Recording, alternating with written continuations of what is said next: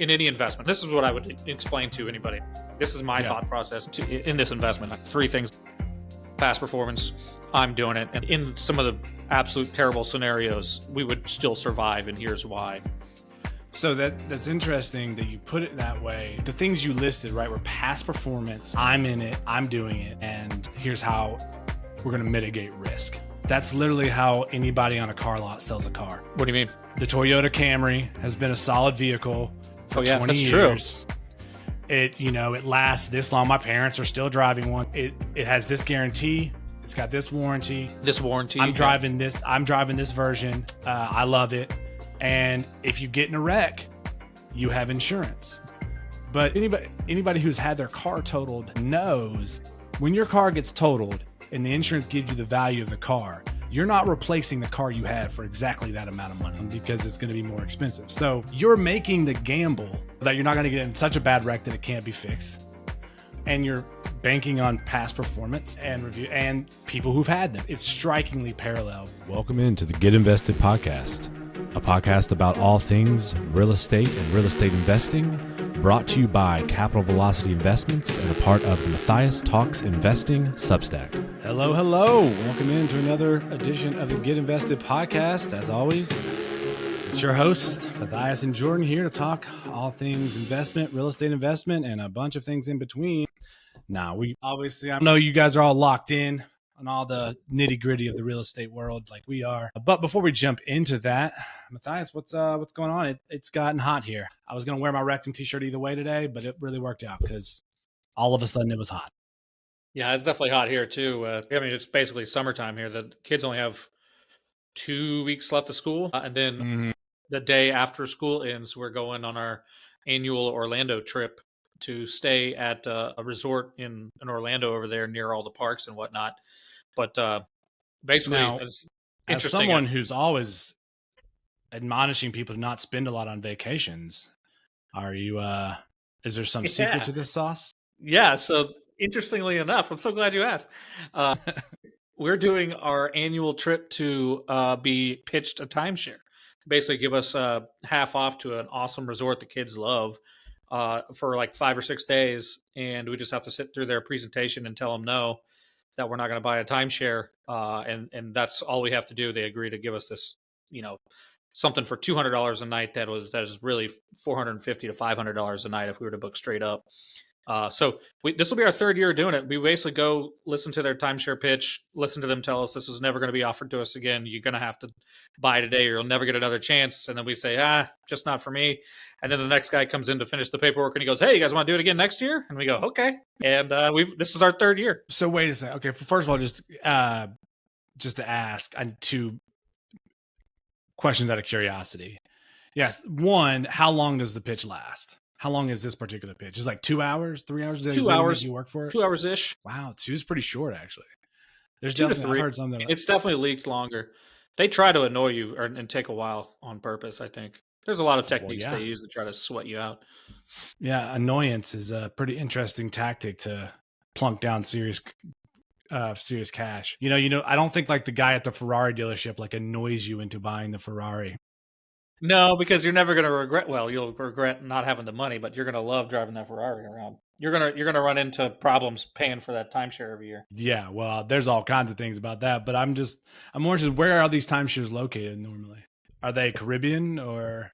They're all over the world. No, they're it's a major hotel chain vacation club kind of thing.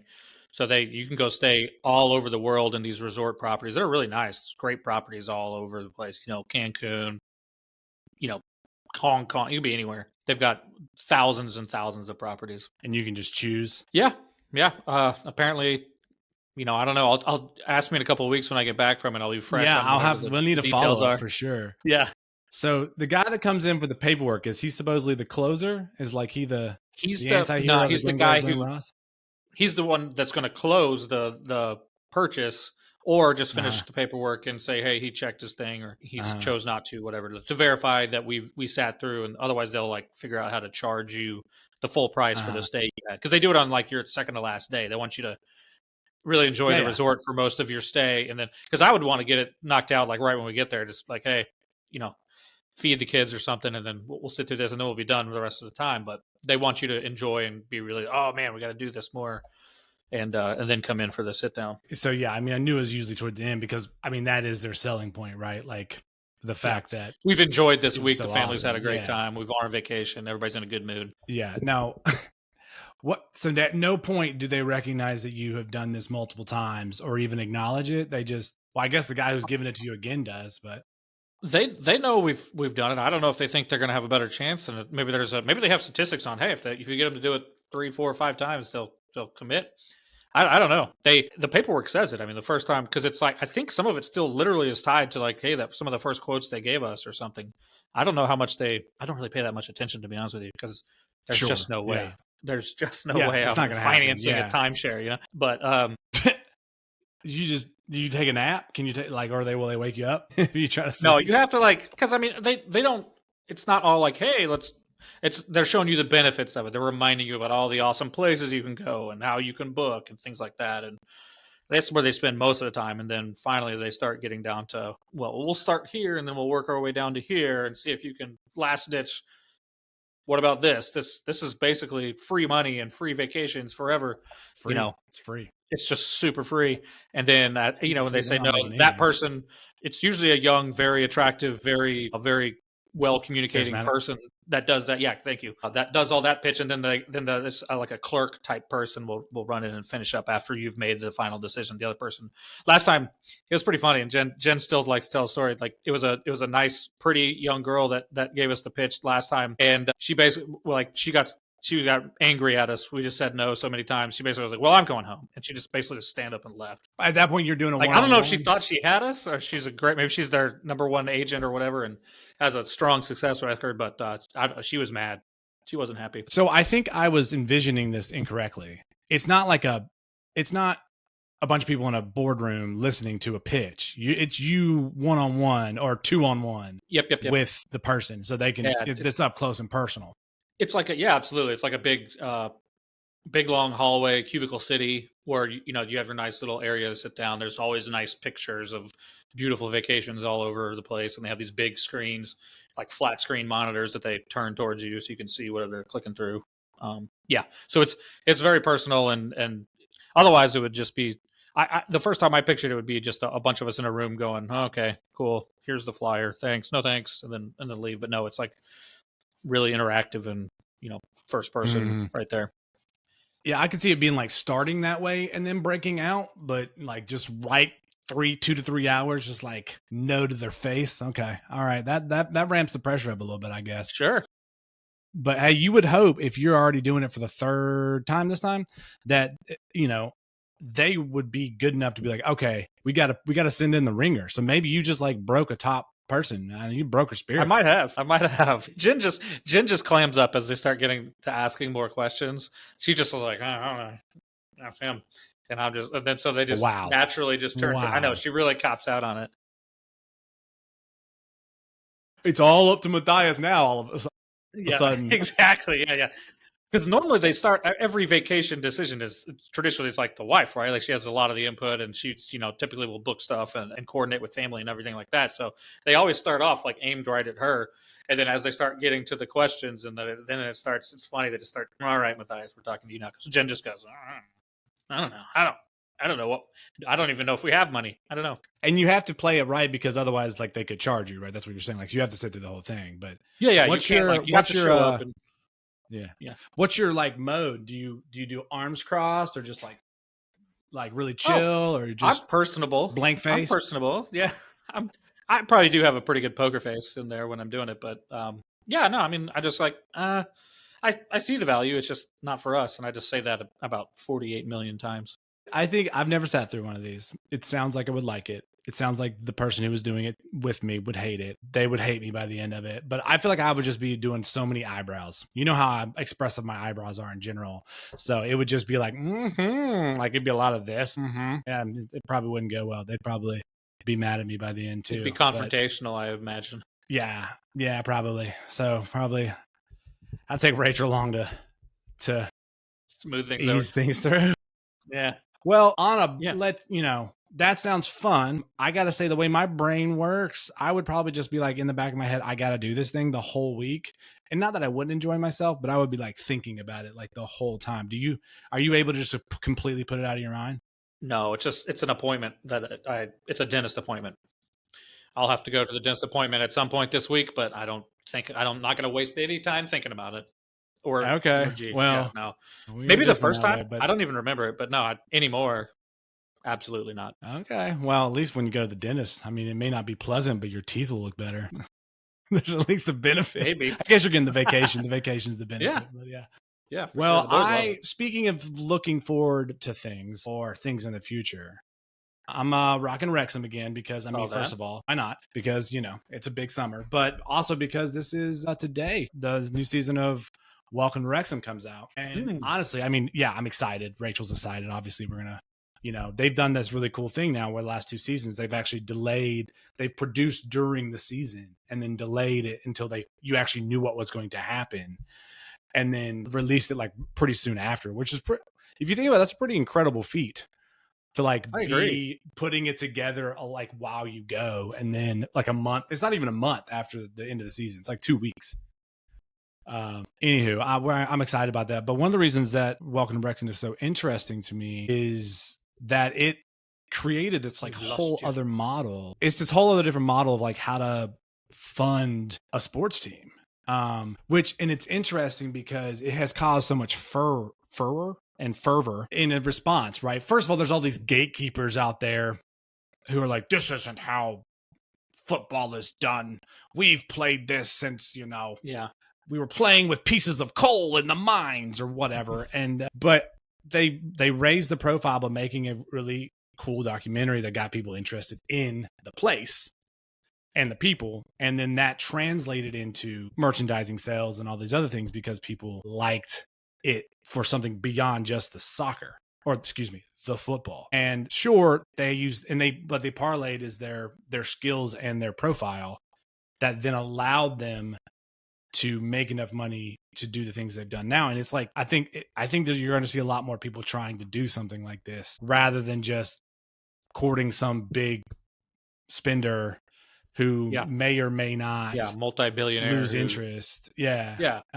So it's very fascinating how because the Athletic actually recently did like a whole just accounting thing of like how their books worked in the League 2 season, because there's all these rules about how much you can spend, how much you can't spend, and how much the Welcome to Wrexham has nothing to do with those monies, but the things that it produced, the interest it produced, and and the interest was produced before the success. Yeah, for the merchandise, the tickets, the travel. Yeah. Right. I mean, they don't really need, it wasn't really, the tickets pretty much sold out anyways. It was just bringing money in through other ways and licensing deals. And then they got big sponsors like United. I mean, if you're getting the eyeballs, you're getting the eyeballs, then the sponsors will show up. So you get interest, overall interest. Yeah. I mean, they're playing against teams that the front of the jersey sponsors like a local company in the area, and they've got United and Meta. So, I mean, clearly, they're parlaying. They were TikTok for a little bit there. Yeah. They were TikTok the first year. Yeah, that was their first big one. Then they jumped to United when they got to League 2. But no, it's just interesting. I mean, it's that they had a currency. I'm going to make this a segue because that's what we want to talk about. There are different kinds of currency. And Rob and Ryan's currency, sure, they had US dollars, but they had something maybe that was more lucrative. They had a stronger currency than the US dollar, which was their notoriety, primarily Ryan's, and their ability to tell stories.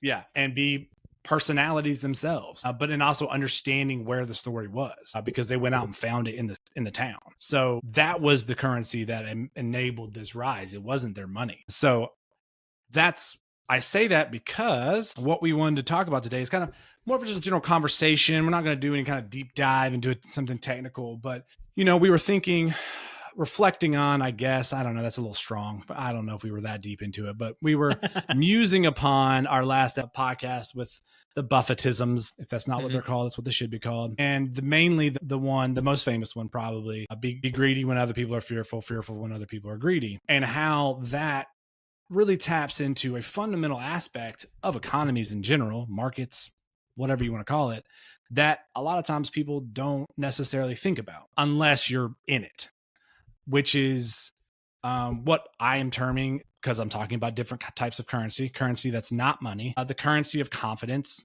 or the currency of fear, and how those two really do interact and drive a large part of what we would consider the economy. We like to talk in these big terms, but yeah, it's something that it's hard to talk about because it's kind of almost, I don't want to say scary, but it seems almost, I don't know what the word is, that it's hard to get your mind around the fact that like feelings can actually affect what seems to be such real concrete things. Yeah, I think the fact that a lot of it's theoretical and ethereal almost in terms of what people are feeling and thinking when you talk about confidence. Yeah, I mean the fact of the matter is that the stock market is it's basically futures, right? We think these companies are positioned well to make money in the future. That's why we're buying them now. Theoretically, that's the choice every investor is making when you're buying stocks, and bonds and everything else. You think the value of this is better than the value of that. That's value of cash. That's why you're putting it into the market, and so on and so forth. But it's all based on, like you said, it's based on confidence that, hey, the greater economy is going to be good enough.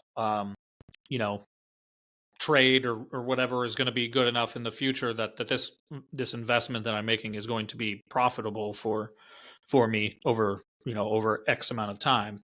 And people make choices accordingly. Like when the stock market is down is because people lack confidence that these businesses are going to be continuing to make the same money or grow money in the well, honestly, it's usually in the near future because people rarely think long term, but something has come up that's going to change the way businesses, every day innovations are happening, other companies are opening, starting, so on.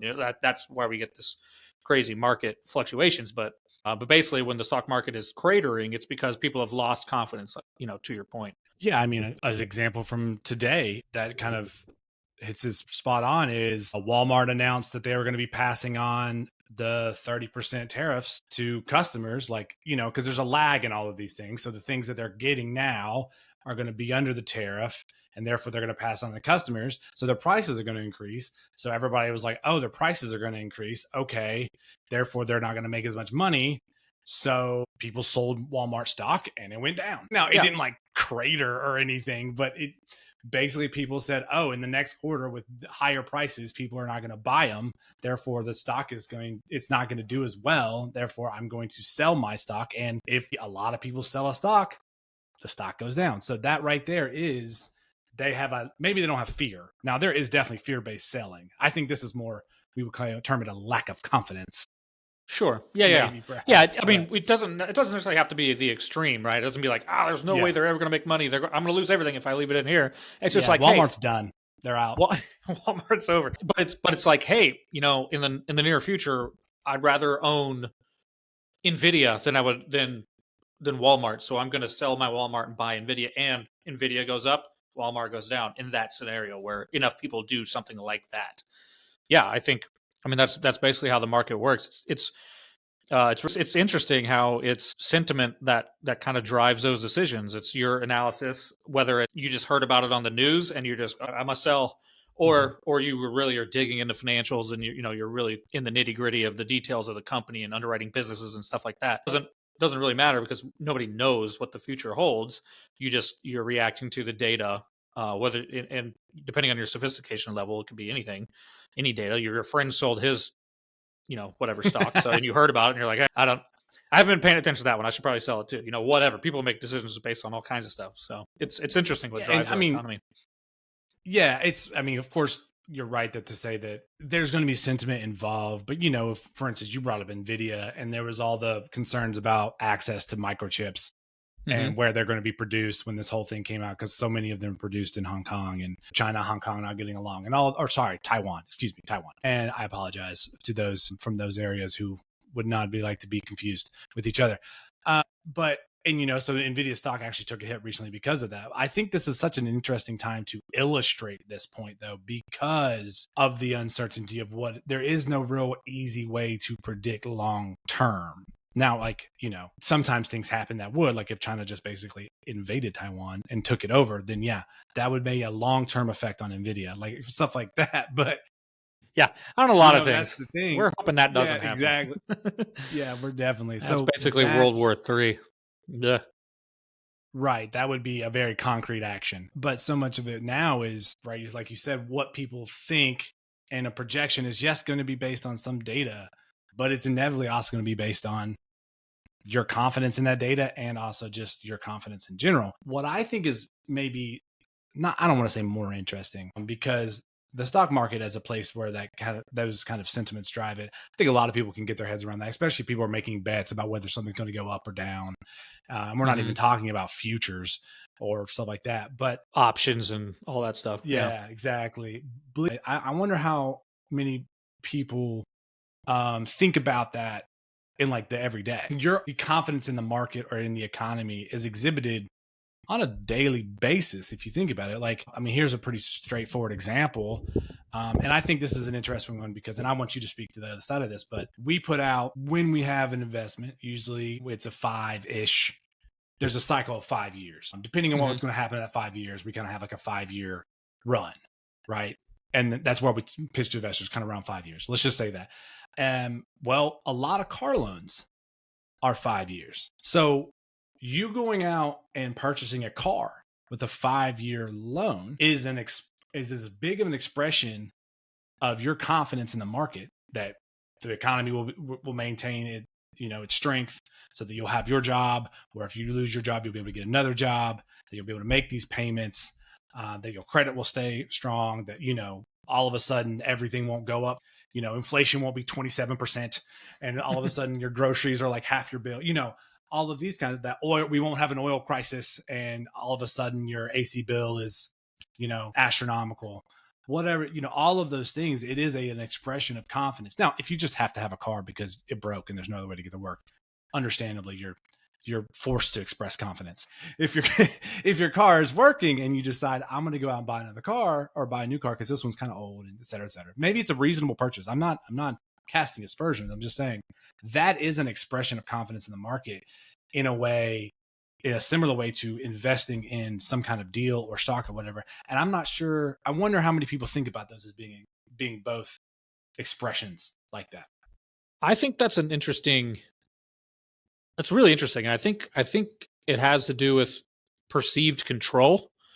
I think in people's minds, I control if I'm buying this car. I have a lot of control, theoretically, more control over my own job, as long as I keep going to it and I work for a good company that is not in trouble. More than likely, I'll still have the job in 5 years if it's, a stable thing. Well, may not always be the case, but like you in your mind, I can see why that would be the case. But maybe with an investment, there's a lot outside your control that impacts that investment. And so, well, you generally, I mean, if the economy craters and you get laid off and all that stuff happens, you don't really have control over that too. But maybe it's limited to just you and your very close hold interactions that you have more confidence, whether it's a justified confidence or not. I think more people are often, because that's interesting. I never really thought about it, but buying a house, buying a car, anytime you use credit really at all, I don't have the cash now to pay you in full for this item, or maybe I do, but I'm choosing not to.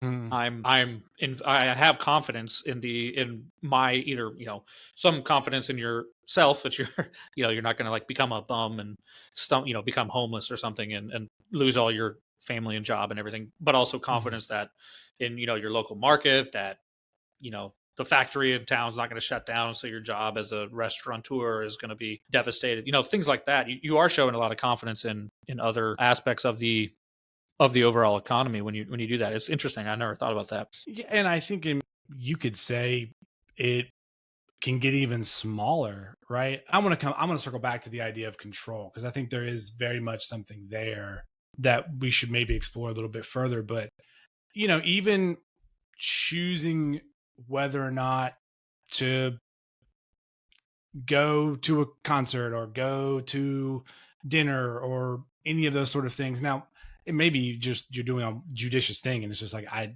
don't need to go out. I need to make something at home. That's just a more economical thing. But if you decide not to go out because you're kind of concerned about the financial situation, like I need to start saving money, I'm changing my outlook on kind of how these things are happening, that is quite literally something that is measured as part of the economy, right? That is you expressing consumer confidence. They always talk about that consumer confidence, the willingness to go out and spend. And that is actually a metric in the economy. So, I mean, I'm not trying to get people into like some kind of like mind bend where like every time they want to just do like basic things, they're like, wait a second. But it is just interesting to think that we often think about all these things as these big entities, but it's just accumulation of so many individual human actions in so many ways. But I want to move to that control thing because one of the times that this really stuck out to me, this idea of like making these decisions, is during COVID. Now, I know in Florida, you guys were closed for like, I don't know, what, 2.5 hours? But yes, it's too nice. It's too nice. Had to get outside. Yeah. In North Carolina, we were closed for a significantly longer time. And there was this advocacy to go out and to get takeout from, well, basically anywhere, but definitely the local places, right? That weren't going to be back to keep the economy going. Yeah, exactly. If you want this place to survive that you love, you've got to go do this awkward thing. We did the with same mask thing here. And screens and, the whole thing. Well, and like you have to decide that you're going to participate in an eating out economy. That's a technical term for it, Matthias, the eating out economy. You have to decide that you're going to participate in the restaurant economy, I guess, in a completely different way. And you're making that choice to keep it afloat and then to show other people that it can be done. So that was like a very specific instance of what we want to happen in the future actually made the thing happen in the future, right? What we wanted to happen made it happen. We are like, we want this restaurant to survive. Therefore, I'm going to go eat there in this weird way. Yeah. So there was an act of control there that people thought about, but they might not think about the fact that actually exists. Maybe not so starkly, but exists every single time. Day. Yeah. Every decision that we make. Yeah. No, that's interesting. Yeah. I suppose that's one of the more isolating examples of it because you can kind of point to a very specific thing. But yeah, that's intriguing, I guess. Yeah. Well, so I want to turn it to you and say, so this idea of control, right? And and it's the same reason why like people have a fear of flying, even though even now with everything going on, it's still safer than driving a car. And they say that your fear of flying, if you have it, gets worse if you have like the more responsibilities you have, right? Like if you have kids, you get more scared to fly. Yeah. Like how much exactly.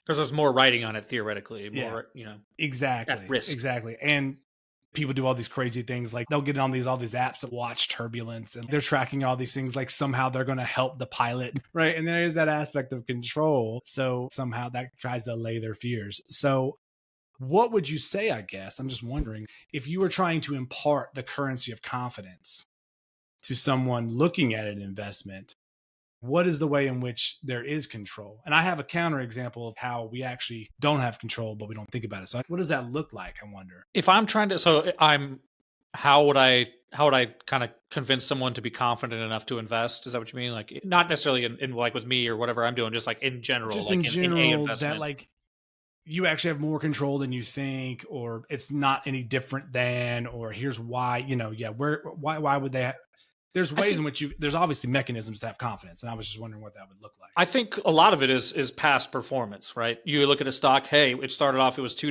back in 1992. Now it's $350. You say, hey, it's over time, this thing grows in value. Same with like real estate or bonds or even in stocks that don't grow that much, but value stocks. Hey, they've paid their dividend faithfully for the last 25 years. Past performance is never a guarantee of future performance, but it's a pretty good indicator that like it would be horrific luck if you just have like it did the same thing every year for 50 years. And then in year 51, the year you bought, it just stopped. That would be really bad luck. There's no guarantee it's not going to happen. But so past performance, I think, is pretty important. And then I'm a downside risk guy. So I'm like, hey, I start thinking of in any investment, whether I'm in stock or anything, I say, hey, what would wipe me out? What could happen to wipe me out? And then I say, in that scenario, what is likely to happen in a scenario where something horrible happened, economy, black swan, COVID, whatever. And I say, like, would that really wipe me out? And I start logically thinking through. So I go, hey, if there's if there's bad things, might not make a lot of money in this investment. This is what I would explain to anybody I'm trying to talk. I'm like, this is my thought process and why. And I think this is why I would do this. And oftentimes the final thing that I would say, at least in the case where my particular investments, I just tell them I'm doing it. I've been doing this for a while. I'm good at it. I'm investing in it. So it's like, you join me in this investment, I guess, is kind of those are the three things I would really, past performance, I'm doing it. And then in some of the absolute terrible scenarios, we would still survive. And here's why, or why I think we would, or whatever. Right. So that's interesting that you put it that way. And you guys, honestly, I promise you, we actually didn't plan that part like we did the setup with the with the timeshare, but because I was thinking about how I brought up planes in comparison to driving, and some people like want to drive because they're scared of flying because they feel like they're in control, right? That's the same thing. Famously, John Madden would not fly, right? Had the bus. He would only had the bus, right? Which I guess is going to get some serious play because apparently in the near future, there's a biopic coming on. Biopic, yeah. I just saw that yesterday. Christian Bale's Pat Summerall. I forget who's. Was it Glenn Powell? No, it's someone older. Oh my god, I just saw a picture of it. Anywho, but like the things you listed, right, were past performance. I'm in it. I'm doing it, and here's how we're going to mitigate risk. There's no that.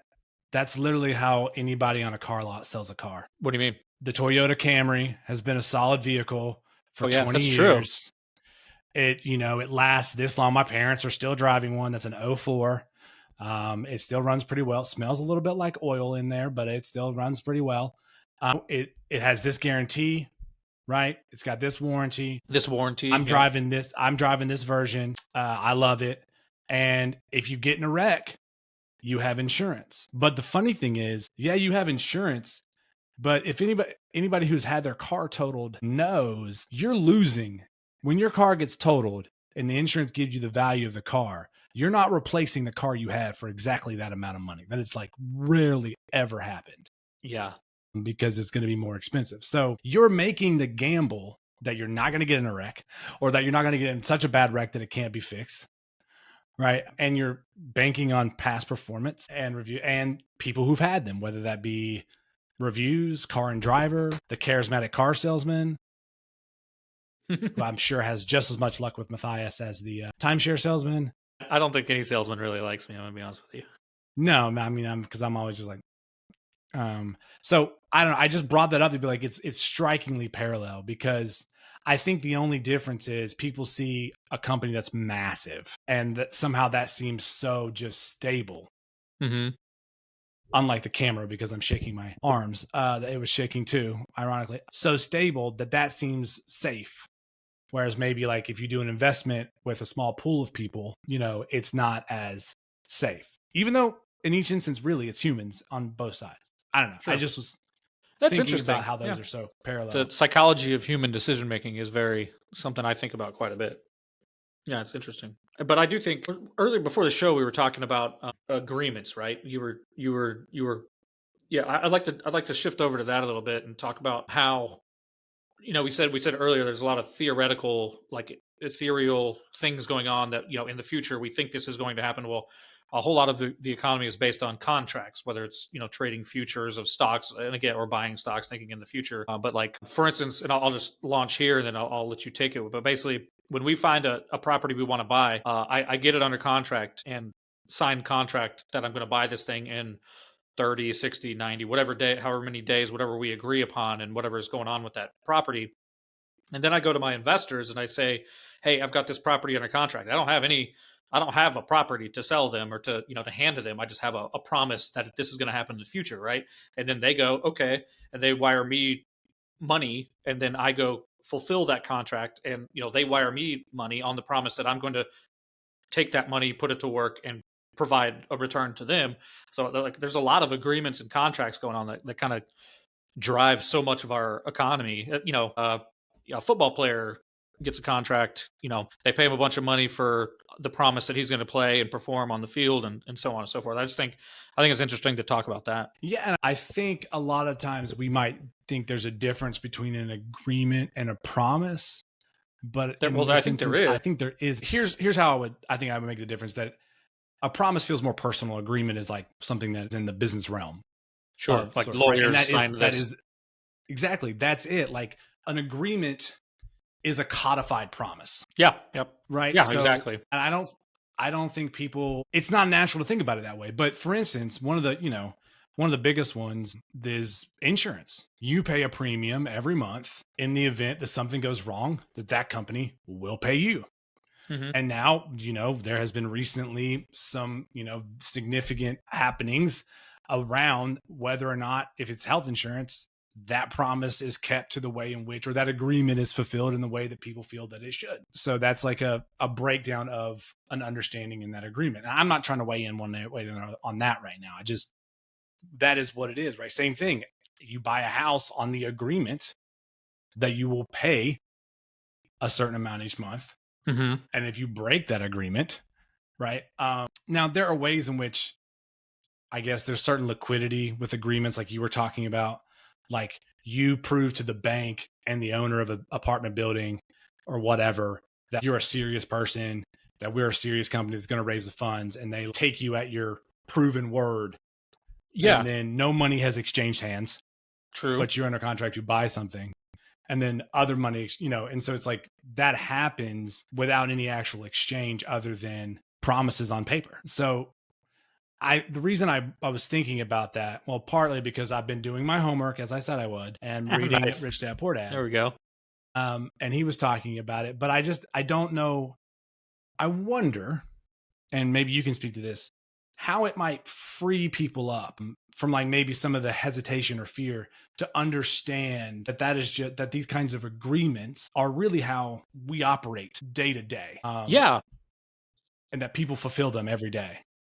Yeah, no, I think that's one of the things it kind of ties into risk taking, because it's like, hey, we feel like if you are a big risk taker, then you might strike it rich by, starting a company or whatever. But there's everyday risks that we take, like you say, like obviously the scale is different if you pull out your life savings and invest it into starting your own company or something like that. Yeah, that's a large scale risk, but the economy is built just like we talked about, on everyday people taking everyday risks and everyday understandings. It's like there's millions of these things going on every day all over the world, and especially here. Yeah, that's something that might be worth digging deeper into, because some decisions are just perceived to be much scarier, much riskier, and a lot of times it's because of lack of understanding. It's like, hey, this is new. This is not part of my normal. I can go pay a restaurant X amount of dollars or eat their food. They'll give it to me understanding that I'm going to pay them at the end of the meal, or whatever it is, you pay your insurance bill, things like that. We do those things every day, but they're part of our routine, so we're comfortable with them. Sure. But there really isn't that. Maybe scale might be the biggest difference, but they operate, the concept is exactly the same for an investment or starting a business or all these things that you do. I think that's interesting. That's, again, it plays back to the psychology of humans. It's like, hey, this one is a perceived much bigger risk, even though if there was a way to numerically codify the risk, it might be no different than paying your trash bill every month and hoping that the truck comes by to pick up the dumpster or whatever. Yeah, I mean, because at any point those kinds of agreements are broken, your only recourse really is, what some might call it complaining, but it's appealing to someone on the grounds that an agreement has not been upheld. That complaining is literally just you saying, hey, you, entity, person, whatever, didn't do what was agreed upon. And then if customer service says, you are correct, we'll send you another one because it was supposed to be not broken. That's them saying, yes, you are correct. How funny would it be? I was just thinking about back in the day, all those prank shows, just have a restaurant that just like takes money up front and then just doesn't bring any food ever. And then when they're just like, where's my food? They're like, what are you talking about? No, thank you. Nope, there's no food coming. Like your only recourse at that point would be to yell and then go to the business bureau and complain. Yeah, like you're not going to... They have a glass display case of like, hey, here's a sandwich and here's a pie. And they go, oh, I'd like that. Yeah. And they go, okay, well, we make them in the back. These are for display and charge. And then say, we'll bring it out to you. And then you just go on about your day. Like nothing there's a line of people. Like There's just a crowd of people standing waiting for stuff. That would be so cruel. Just like a 5 more minutes, just like that joke in the Seinfeld episode, or waiting for Godot. He's almost there. 10 more minutes, 10 more minutes, 10 more minutes. It would turn into one of those like human experiments where they that you don't know you're in. Like in Community, where the experiment is to make them wait for the experiment to start. Yeah, and they're waiting for like 12 hours, and then exactly. That's exactly what I was thinking of. How long does it take for everybody to lose it? Yeah, and I mean, obviously, the pressure would be great. Like the actor would have to be just like stones, like just doesn't care. But the point being, of course, that you paid money. The agreement is that you give food, right? Like, I mean, here's an example I'm doing with now. Like, I took a watch in to be repaired. I took it to a jeweler. Obviously, I feel very confident in this agreement because he's a good friend of mine.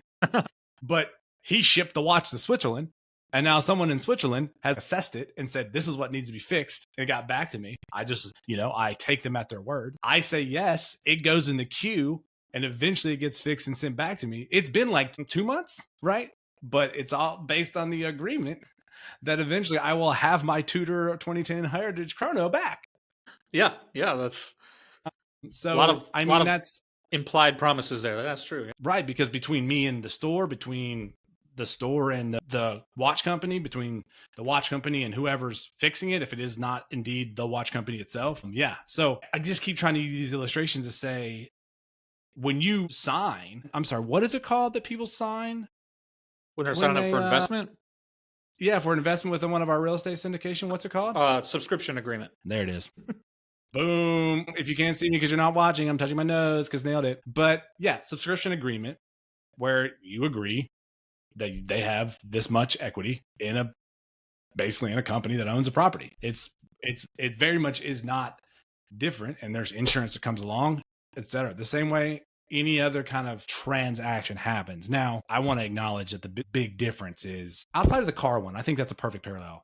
Otherwise, you're not laying out thousands and thousands of dollars of cash on the daily, especially if you saved it up and it's hard-earned savings. But I agree. I had been thinking about that as a way in which the currency of confidence is as important actually to our currency as anything else. Currency of fear, same thing. So that's what I've been ruminating about. But how do you think maybe we should think about that maybe a little bit different than what I am thinking about it when it comes to real estate investing? Or well, that's effectively what you're doing. You're either confident in, back to the decision.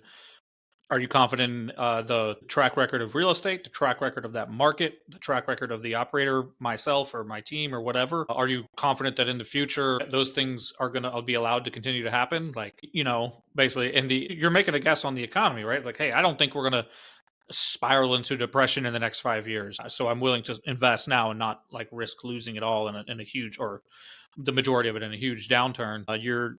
That's effectively what it is. It's your confidence in, and honestly, it's probably a closer held more closely to the buying the car analogy than it is to the stock market, because nobody has, if you're buying shares of Walmart or Nvidia or Target, like no regular person feels like they have any sort of control over what's going on, with the tariffs, if it's a import export impacted, or if it's the greater economy, recession, tax policy, you don't have control over that. But you're making a general confidence level on, hey, that this company has a good track record of growing revenues and providing value and so on. But you're making the same sort of guesses and just a little more of a micro look at the time. When you're doing the type of investing that we do, we go, hey, we look at that sub market, we look at Matthias's ability to operate, we look at or whatever your or you're even going off, if it's someone who's invested with me previously, then they go, we understand this a lot more. It's a lot easier to do the second time if you have the capital then, things like that. So it's more in your routine, checking back into that. But so I actually, on that note, I do think before the show, we were talking about how wealthy people, they seem to be much more comfortable with taking risks. And I just think it's because it's been built into their, wealthy people by definition have made money, lots of money over the long term, or maybe even over the short term. But the way you make money is taking risks. You're compensated for the risk you take. when you make money, whether it's in labor or in whatever. I mean, I guess what I'm trying to say is that the more comfortable you are taking controlled risks, the more likely you are to become wealthy, or that you are already wealthy. And so the confidence that I have when I take risks is probably a different level than average person off the street in terms of when I make an investment, I guess, is that's what I'm trying to say. Is that the different levels of risk acceptance, even if it's the same amount of money and the same impact if we lose it or whatever as another person, but I just maybe that's a military background too, but like I just so much I can tell that I'm so much more comfortable taking risks, certain types of risks, than other people are. You know what I mean? Even if they're people much more wealthy than me. Well, yeah, and I think that's true. I think one of the things I had in mind here, and maybe I don't want to get too preachy. I don't want to like channel my dad or anything, but I feel like one of the messages, hey, Dad.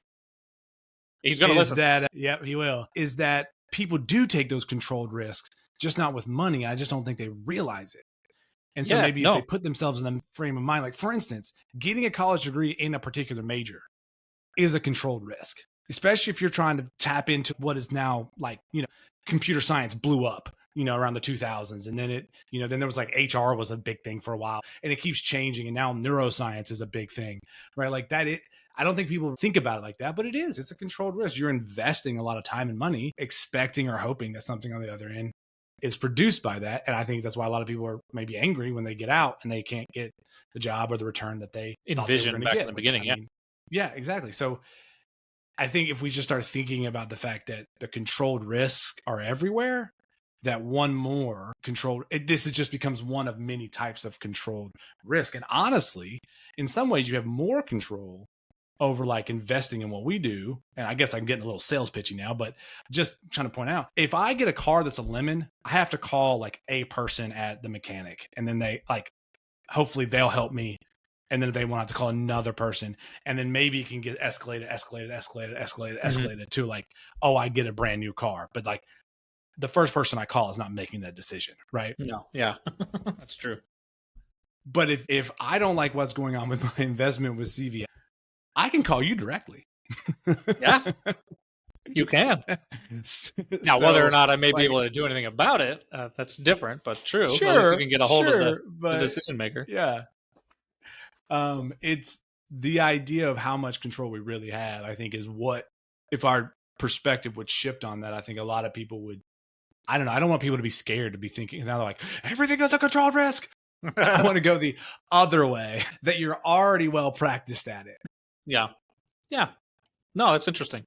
It was a fun discussion. Yeah. So I guess we have made an implied tacit agreement that we should probably never go over 50-ish minutes. So to hold up our end of the bargain of that agreement, we're going to end it there. Hope you guys found this interesting, maybe produce some thoughts in your brain, maybe help you win an argument with someone. I don't know. Something good comes out of this somehow. Yeah. If only it is, hey, maybe we should look for one of these timeshare vacations. And this is just one more version. It's a control risk. Matthias knows that he's going to be able to say no. So it's fine. He knows the game going in. So it's all about just knowing which game we're playing. And this game right now is called Ending This Podcast. So we appreciate you all hanging out. If you liked what you heard, please like, subscribe, restack, heart, all the things. DM us if you got any questions or anything you want to discuss or anything you want us to talk about on the pod. But as always, we appreciate you hanging out with us, and we will talk to you next week on another edition of the Get Invested Podcast. See ya.